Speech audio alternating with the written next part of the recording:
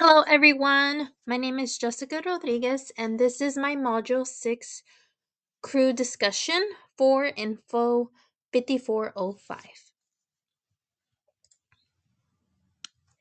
For this assignment, I use my local library's online catalog, which our library holds 106,075 books. So I did quite a bit of narrowing down to get to a specific topic that I was interested in sharing today. And the topic that I chose was the juvenile section of the library catalog, and I narrowed my search to science in nature, specifically environmental science. I wanted to focus on elementary age material since that's the age group I work with. In this section, I found 15 books. Overall, the collection looked current and relevant. The oldest book was published in 2021, which is very recent for science topics. That gave me a positive impression that this section is being maintained well.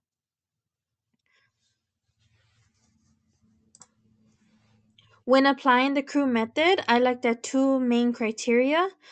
I looked at publication date, since science materials can become outdated fairly quickly. In addition, I looked at circulation history because crew emphasizes removing items that aren't being used. I also considered physical conditions, but since was searching online, I focused more on date and usage of the books in the selection.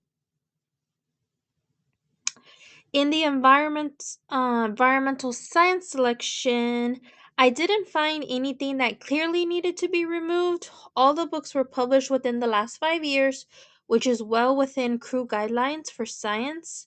In the broader juvenile nonfiction category, I did find two older books from 2018 and 2019. However, both had been checked out recently, which means they're still serving the patrons of our local community.